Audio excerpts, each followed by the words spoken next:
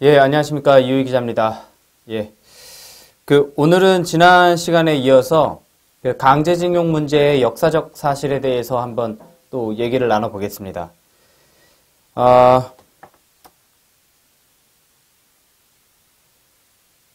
강제징용 노동자 상은 지금 노동단체에서 주도해가지고 제2의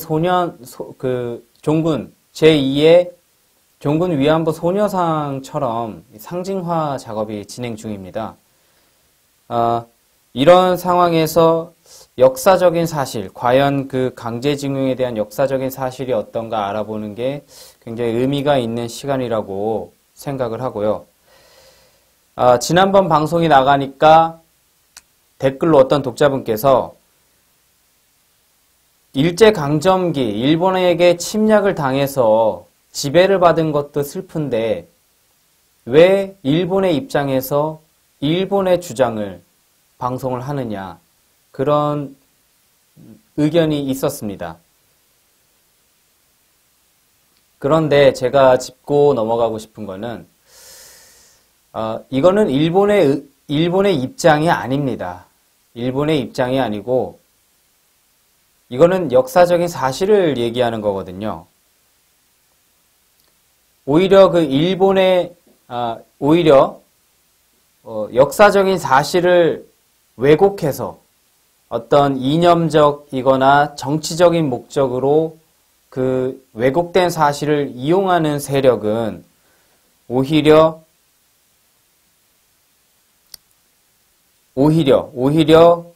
그런 세력이, 그러니까 오히려 일제강점기 역사를 사실과 다르게 말하는 세력이 그 일제강점기를 정치적, 이념적 목적으로 이용하고 있다. 저는 이 점을 분명히 말씀을 드리고 싶습니다. 그래서 사실을 이야기한다는 것은 오히려 발전적인 논의를 가능하게 합니다. 그런 차원에서 좀 이해를 해 주십시오. 지난번에도 말씀드렸지만은 아이러니하게도 그 일제강점기 역사를 왜곡하는 세력은 따라 들어가면 북한과 연결이 되어 있다는 점을 제가 말씀을 드렸고, 이미 김일성은 그 일본과 한국의 관계만 끊으면은 한미 동맹까지 날아간다 해서 그런 갓근 전술을 대남 적화 전략의 핵심 축으로 이미 역설을 한 바가 있습니다. 해서 그 갓근 전술도 제가 소개를 해드렸죠. 이런 상황에서 국제관계에서 영원한 친구와 적은 없다라는 그런 명제가 있지 않습니까?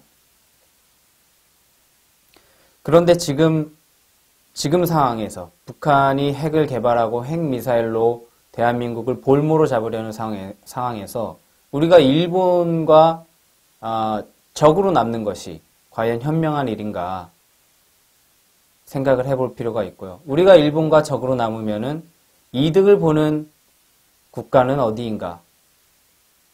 중국과 북한이 아닌가? 그 점도 우리가 생각을 해봐야 된다고 생각합니다. 해서 이 일제강점기 역사를 계속해서 왜곡하고 그것을 변주하는 세력은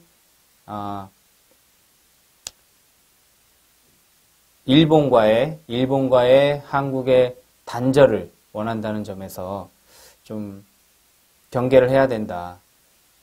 그런 말씀을 드리고 싶습니다.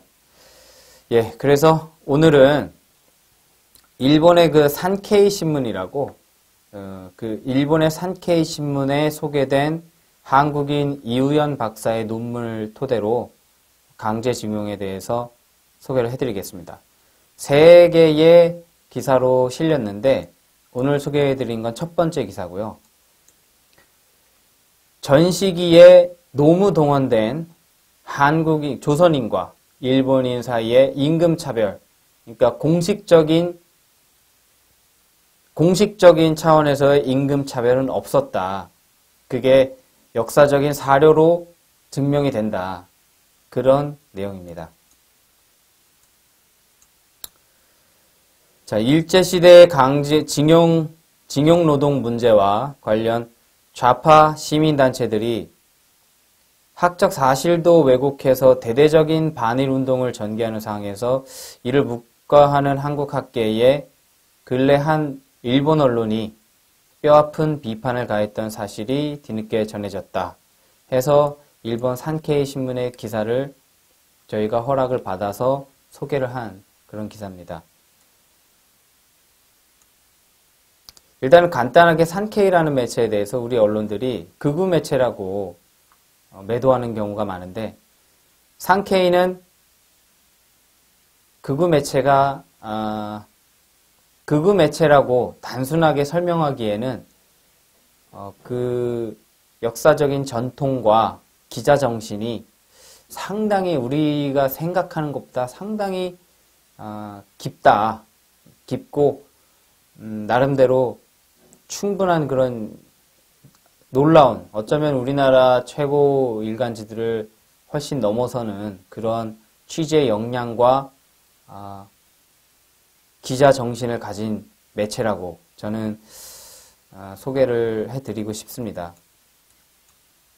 그래서 이 산케이가 낙성대 경제연구소의 연구원이었죠. 지금은 나왔습니다. 그 이우연 연구원, 이 박사님의 연구 논문을 토대로 인터뷰까지 해서 상세히 보도한 내용이고요. 지난 4월에 보도가 됐습니다. 그래서 이게 산케이에 실린 장면이고,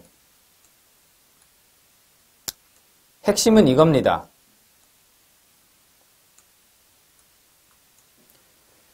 우리 독자 여러분들, 가족들, 할아버지나 증조 할아버지들도 중에서도 일본에 노무 동원됐거나 징용을 갔거나 아니면 일본에 도항을 했던 분들이 많이 계실 줄로 믿습니다. 그런 댓글도 많이 달렸고요. 저 역시 그런 어르신이 집안에 계신다는 얘기를 부모님께 들었는데 그분들께서 과연 일본에서 노예처럼 살았느냐? 그렇지 않다는 겁니다. 그거를 단순히 주장을 하는 게 아니라 이분은 역사적인 사료를 바탕으로 증명이 된 것만 말씀을 하고 계십니다. 그 중에 첫 번째가 조선인과 일본인의 그 광부는 임금 격차가 공식적으로는 없었다는 겁니다. 이우연 연구원의 연구는 증언이나 누군가의 불확실한 증언이나 어떤 그때 시대 상황을 추정해서 하는 그런 얘기가 아니라 명확한 역사적 사료에 기초한 것이다. 그런 점을 신문을 강조를 하고 있고요. 이우연 박사는 일본 내의 탄광과 광산에 있어서 노동자 대우 상황에 관한 쇼와 15년, 그러니까 1940년 조선인 노무 동원자에 관한 조사 보고에서 46곳의 탄광 사업장의 평균 데이터를 발췌했다. 자, 이 조선인 노무자에 관한 조사 보고는 일본 광산협회가 발간한 겁니다. 여기서 이제 뽑아낸 평균 데이터에 따르면은 식비나 세금이나 노동자의 낭비를 막기 위한 강제저축 등 고정비를 공제하면 임금 중에서 평균 43.5%를 용돈으로 사용했다는 겁니다. 예.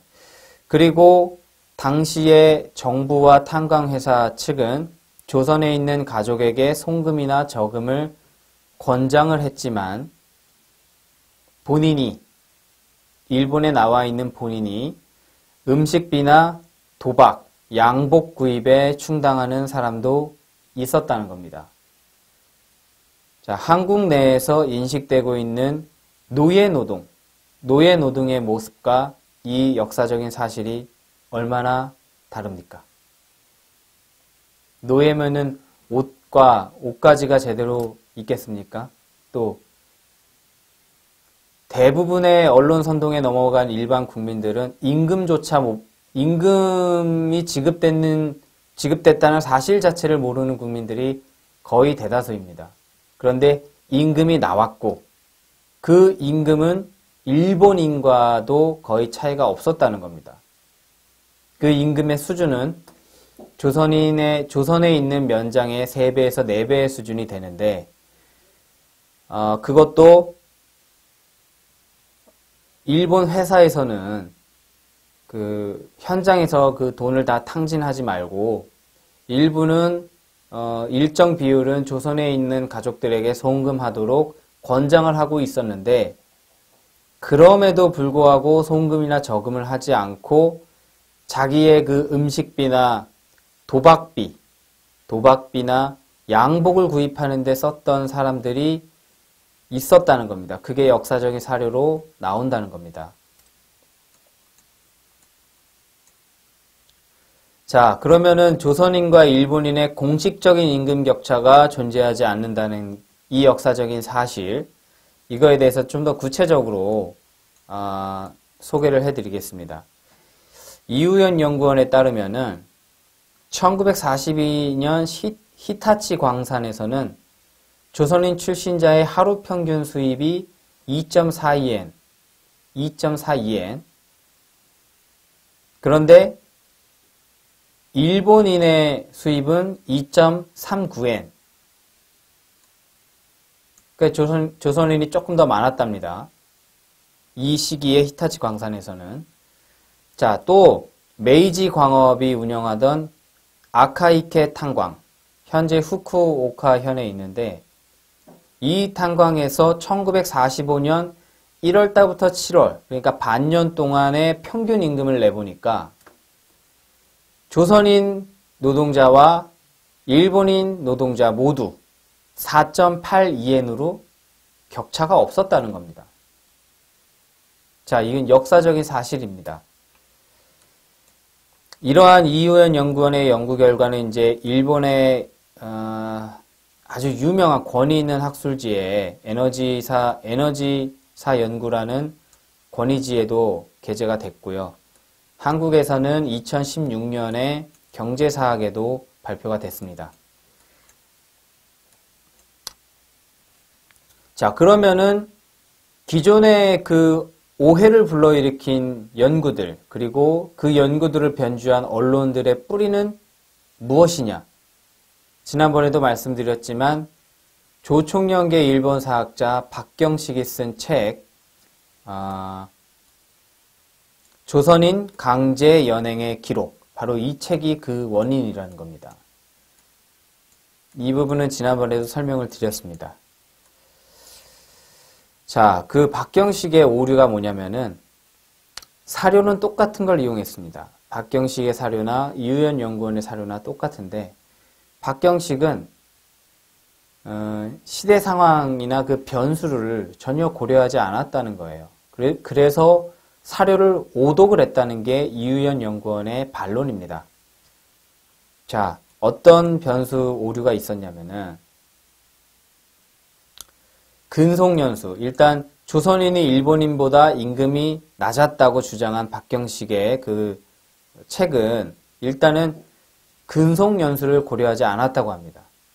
그런데 탄광의 임금 체계는 어땠냐? 탄을 많이 캐면 많이 받고 적게 캐면 적게 받는 그런 임금 체계를 갖고 있었습니다. 그 상황에서 대부분 그 농경사회였던 조선에서 그 농부로 일하던 사람들이 와가지고 일을 했는데 그 사람 중에 2년, 그러니까 근속연수를 살펴보면은 일본인은 절반 이상, 57.2%가 탄광에서 2년을 이상을 일한 숙련공들이었고 조선인 출신자들은 2년이 넘은 그 숙련공이 10.7%에 불과했다고 합니다. 그러면은 탄광 노동 그 임금 체계에서 당연히 숙련된 일본인은 많이 캐서 많이 받고 농사만 짓다가 2년도 안 된 그 노동자들이 90% 가까이 되는 조선인은 적게 벌고, 이건 당연한 게 아닙니까? 당연했던 겁니다. 당연한데도 일부 시기와 일부 탄광에서는 임금 격차가 없었고, 심지어 조선인이 더 많이 받았던 사례도 나온다는 겁니다. 네, 이어서 조선인만 막장이라고 하죠. 그러니까 탄광에서 가장 위험한 막장에 투입을 했다라는 이런 역사적인 왜곡, 이거에 대해서도 이유연 연구원의 그 반론을 한번 알아보겠습니다. 그러니까 제1사학자 박경식류의 주장은 조선인의 구할이 노동 환경이 열악한 갱 내에 투입이 됐다. 반면에 일본인은 편안한 지상에서 일을 했다. 이게 박경식류의 주장입니다.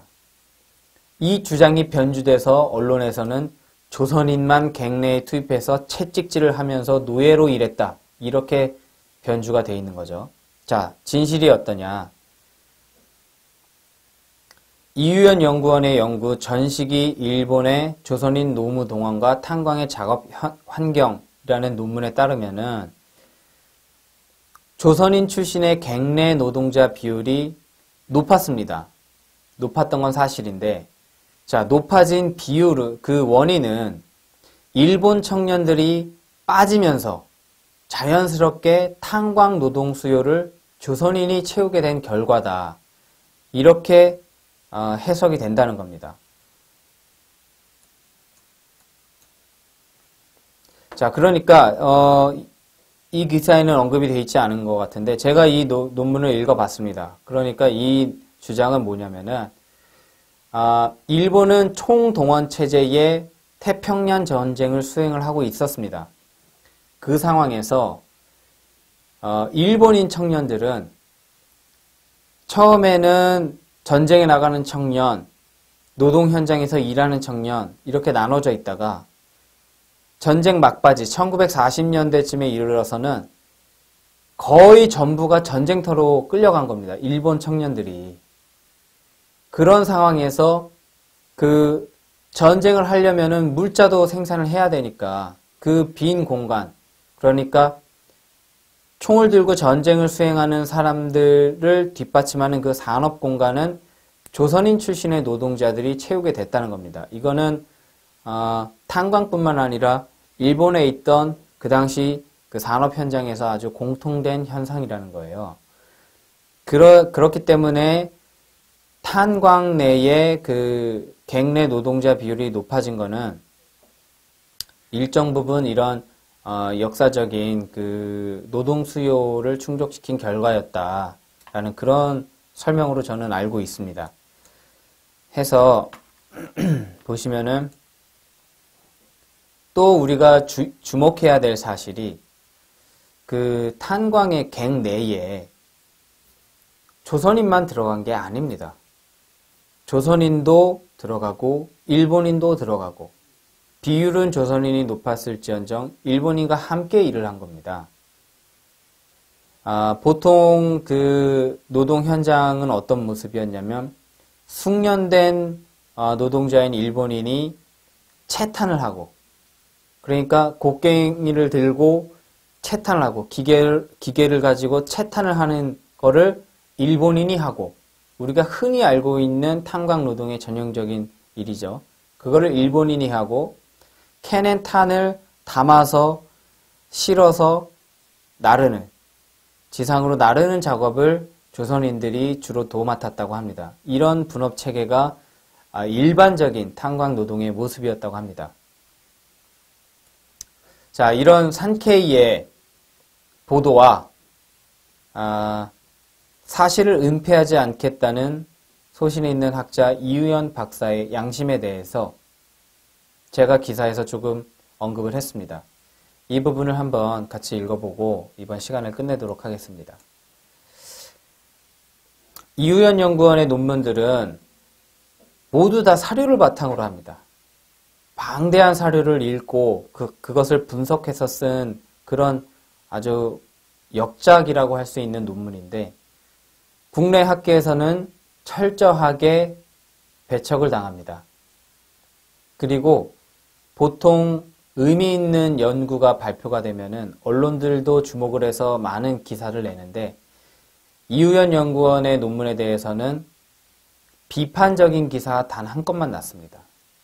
그 정도로 우리나라에선 무시를 당했는데 그럼에도 이우연 연구원은 자신의 연구 결과에 대해서 전혀 소신을 굽히지 않고 있습니다. 산케이와의 인터뷰를 한번 보십시오. 이우연 연구원은 박경식 등이 편찬한 자료는 자신들의 주장을 뒷받침하기는커녕 그들의 선입견, 조선인은 학대를 당했을 것이다. 임금을 적게 받고 채찍질을 당하면서 고달프게 일했을 것이다. 노동 현장은 참혹했을 것이다. 이러한 선입견과는 전혀 다른 역사적 사실을 말해주고 있다는 겁니다. 그래서 나는 경제학자로서 사실을 은폐하지 않겠다.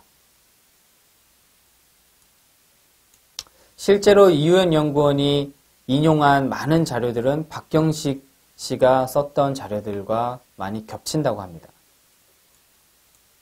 그런데 저는 산케이 기사에서 굉장히 부끄럽고 뼈아팠던 지적이 바로 이 부분인데요. 규슈 대학의 미와 문에히로 교수가 이우연 연구의 연구 결과에 상찬을 하면서도 이 연구는 한국 학회에서 받아들여질 수 없다. 그런 평가를 내놓습니다. 이게 저는 이걸 읽으면 부끄럽더라고요. 읽어보십시오. 박경식의 연구를 본격적으로 부정한 획기적인 논문이다. 이우연 연구원의 논문을 읽은 규슈 대학의 미와 문에히로 교수는 높이 평가했다. 자, 중력하고 다만 미와 교수는 이우연 박사의 논문에도 불구하고 노무 동원을 둘러싼 한국 내의 일본 비판은 가라앉지 않을 것이다. 라면서 다음과 같이 말한다. 한국은 학계에서조차 도의적 이념에 지배되기 쉽다. 이우연 연구원의 연구가 타당하다고 하더라도 자신들의 주장과 다르면 자료 자체가 틀렸다고 우긴다. 역사를 입맛대로 재단하는 행위는 그야말로 당시를 산 사람을 우롱하는 행위다. 자, 어떻습니까? 지금 딱 이렇게 흘러가고 있죠. 정확히 본 겁니다. 일반 국민이 일제시대에 대해서 분노하는 그런 여론, 그리고 박경식류에 의해서 한 번 형성된 그 일본은 가해자고 한국은 철저한 피해자라는 그 선입견에 입각한 그 학계의 연구, 그러한 도의적인 이념, 자, 일본은 나쁘고 한국은 피해자다라는 그런 도의적인 이념에 사로잡혀서 학계가, 진실을 연구해야 되는 학계가 그런 도의적인 이념에 사로잡혀서 이우연 연구원의 연구를 철저히 외면할 것이다. 자료 자체가 틀렸다고 우길 것이다. 이게 얼마나 부끄러운 평가입니까? 자, 산케이에 대해서 또 조금만 설명을 해드리겠습니다. 산케이는 우리가 구구 언론으로 매도를 하고 있지만 일본 내에서의 입지는 조금 다릅니다. 산케이는 일단 일본 내에서 발행 부수가 5위에 해당하는 대형 일간지입니다. 우리가 잘 알고 있는 후지TV를 소유하고 있는 종합 미디어 그룹이고, 후지TV가 주로 돈을 벌고 산케이는 소신 있는 목소리를 내는 그런 구조를 갖고 있다고 합니다. 저는 개인적으로 굉장히 공감했던 부분이 바로 여기인데요. 산케이가 신문 광고 등으로 내선 자기들의 모토가 뭐냐면 일본말로 이렇게 돼 있고 우리말로 해석하면 무리를 짓지 않는 신문, 도망가지 않는 신문, 할 말을 하는 신문이라고 합니다. 이거는 솔직히 제가 미디어워치 기자로서 너무나 공감이 가는 그런 캐치프레이즈예요. 무리를 짓지 않는다. 자, 기자실에서 있다 보면은 무리를 짓게 됩니다. 기자들이 어떤 정보를 공유하고 주도적인 매체가 그런 정보를 한쪽 방향으로 해석해서 보도를 내놓으면 다 따라갑니다. 다 따라가고 거기에 대해서 내가 해석하니까 다른데 라고 말하기가 쉽지 않습니다. 인간적인 관계도 있고 그리고 나 혼자 다른 목소리를 냈을 때에 내가 틀렸을 때에 내가 당할 수 있다는 내가 나 혼자 틀릴 수 있다는 그 두려움 그런 것도 있죠. 그리고 내가 일단 맞는 말을 했어도 남들이 반발을 하고 어떤 정치적인 압력이 들어왔을 때 쉽게 도망가 버리는 문화. 우리 언론에 팽배하죠. 지금 저한테도 소송이 많이 들어와 있는데 기본적으로 왜 기자들이 올바른 소리를 해도 그러니까 기본적으로 왜 기자들에게 소송을 많이 하느냐? 도망가기 때문입니다.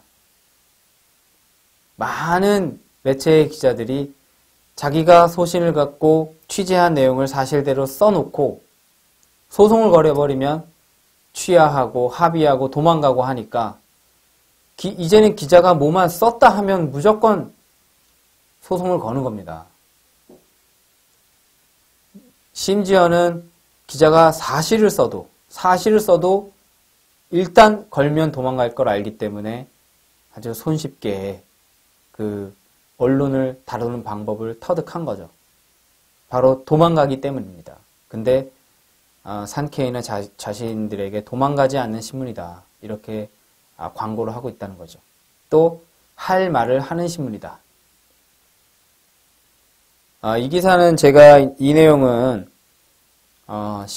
동아일보 월간지 신동아에서 산케이에 대해서 주목해서 좀 심층 기사를 쓴 게 있는데 그 내용을 보고 제가 발췌를 한 겁니다. 그 신동아의 기사 산케이 소개를 매우 긴데 딱 하나만 이 시간을 통해서 한번 알려드리고 싶습니다.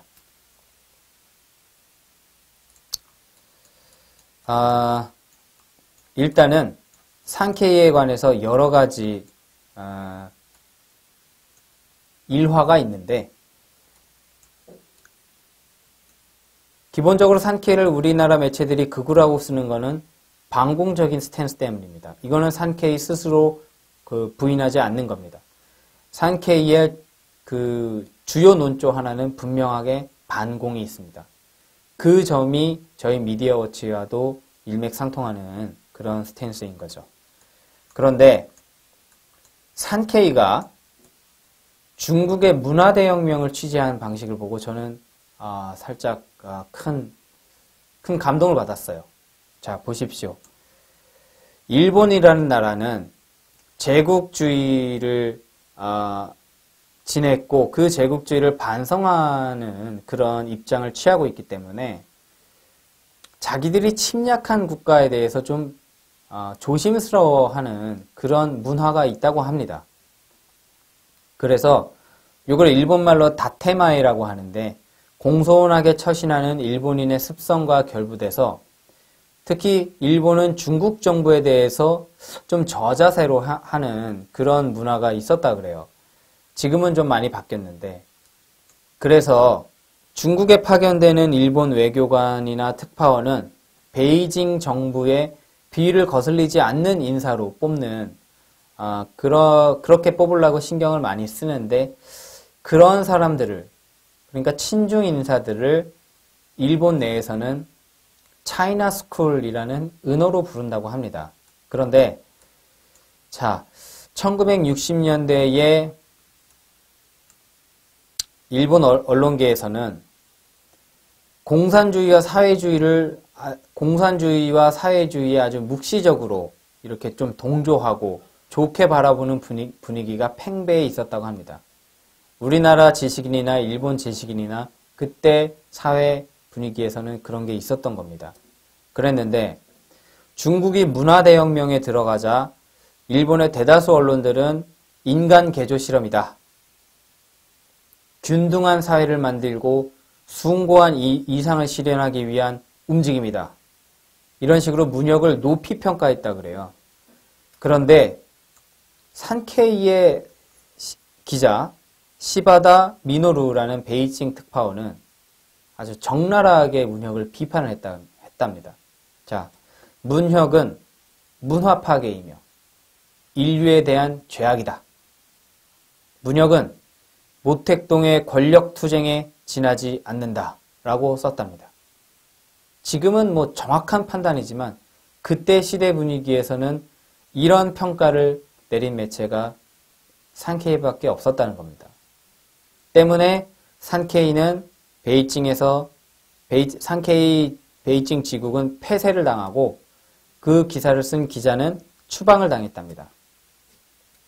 그리고 화가 나서 중국 정부는 일본의 신문사 지국들도 차례차례 폐쇄를 했다 그래요. 그런데 이제 중국이랑 일본이랑 수교를 하면서 72년에 수교를 하면서 베이징의 언론사 지국을 세우는 걸 모색을 하는데 그때 중국이 조건을 걸었답니다. 뭐냐면 대만에 신문사 지국이 있는 매체는 대만 지국을 폐쇄해야 베이징의 지국을 허가해 주겠다. 이런 조건을 내걸었던 거예요. 그러니까 대부분의 일본 언론은 그 조건을 수락하고 한마디로 대만을 버리고 중국에 붙은 겁니다. 근데 산케이는 어땠냐? 산케이는 그런 조건을 내걸지 말고 무조건적으로 우리에게 베이징 지국 개설을 허가해달라 라고 맞섰다는 겁니다. 그렇게 맞선 게 30년. 1998년 마침내 산케이는 대만 지국을 유지한 채로 베이징 지국을 개설해도 좋다는 허가를 중국에게 받아냈다고 합니다. 그리고 나서 산케이의 승리 덕분에 다른 매체들도 대만에 다시 지국을 개설할 수 있게 됐다고 합니다. 자, 그래서 제가 이런 산케이에 대해서 설명을 해드렸고 그 산케이가 주목한 역사, 실증주의 학자 이의연 연구원의 논문 시리즈, 논문 기사 첫 번째 편을 소개를 해드렸고